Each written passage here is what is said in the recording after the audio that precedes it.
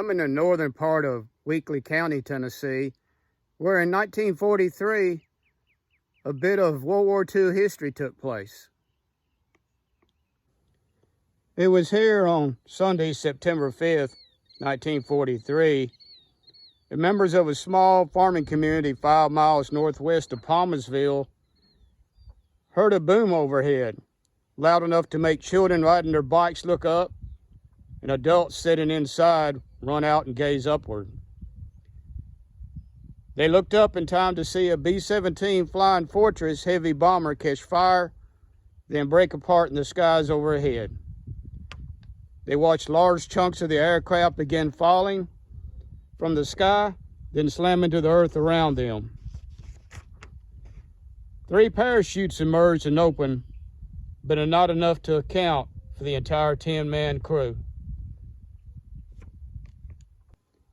The crew of the B-17 had taken off earlier that day from Dyersburg Army Air Base near Halls, which was the only B-17 training facility east of the Mississippi River. The air base was home to 4 squadrons of the Army Air Force 346 Bomber Group, which had been established to train crews of heavy bombers before they arrived in Europe for active duty.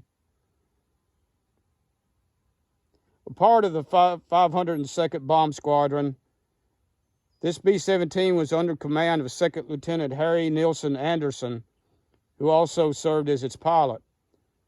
The 23-year-old Anderson had lived in Newberry, South Carolina, and Palm Beach, Florida, and had majored in chemistry before graduating in 1942.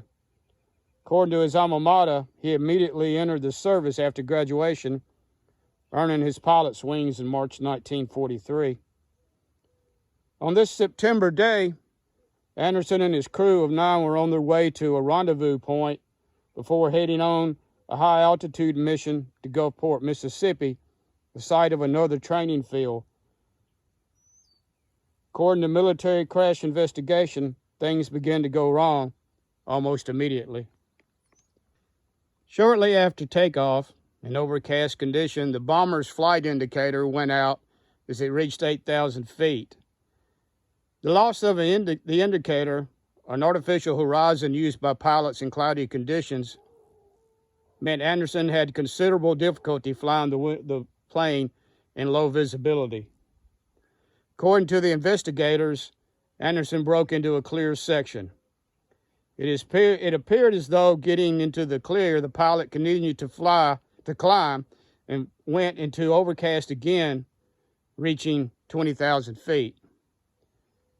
One survivor, Second Lieutenant Andrew Koloff, bombardier, stated Anderson exceeded the plane's maximum operating parameters as he fought his way through the overcast, causing a great strain on the aircraft as he tried to reach the desired altitude. Backing this up, Anderson's co-pilot, Second Lieutenant Leonard Morris, later said he noticed excessive cylinder heat temperature in 3 of the plane's 4 Pratt & Whitney engines. He tried opening the cowl flaps on each engine to help cool them down. Then there was an explosion that jolted the plane, and we went off into a spiral to the right, he told investigators. We leveled the plane off, but immediately it went off to the left in a spin. After a few seconds of being tossed around, the plane broke apart near its top machine gun turret. Morris noticed Anderson getting out of the plane, then jumped as well. My chute was buckled at the thighs only, not across my chest, and when it opened, I was coming down head first. As he neared the ground, he managed to turn, instead landing on his back. He was one of the lucky ones. On the ground, 7-year-old Joe Means heard the explosion and looked up to see the bomber coming apart before his eyes. As it did, he heard popping sounds coming from the aircraft as it broke up. He later learned the popping noises were the sounds of the plane's rivets giving away.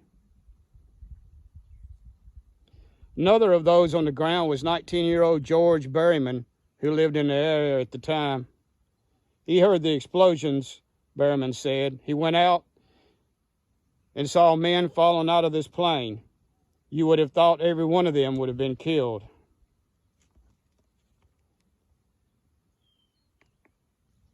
The plane's fuselage landed next to a farmer's house with the bodies of 3 airmen inside.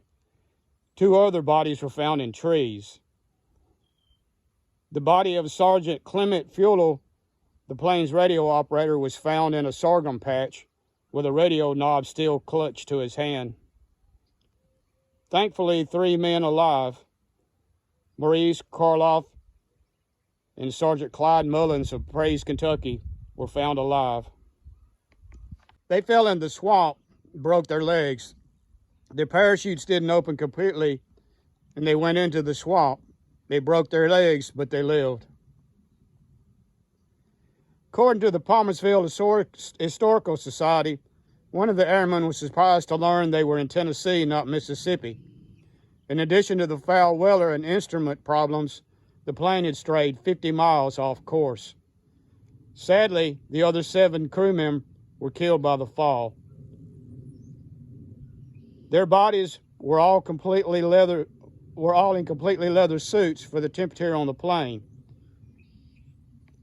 Crash, the U.S. Army descended on the site, posting guards around the aircraft fragments, bringing in huge pieces of heavy equipment to help with the recovery. According to one online post, one of the plane's 50 caliber machine guns went missing. The military announced that every house and barn would be searched if the weapon didn't turn up, which it did a short time later. Finally, on September 30th, 1943, the military completed salvage operations and withdrew. Bits of aircraft continued to be found by hunters and farmers for years afterwards.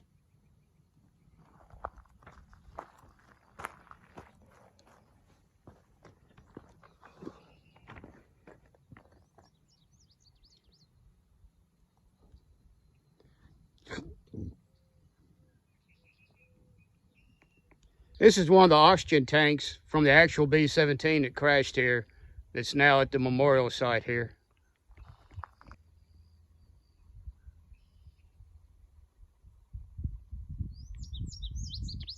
Think about those that lost their lives in World War II. We usually think about those that died in combat, but a great many men died in training accidents just like this during preparing to go off to the war.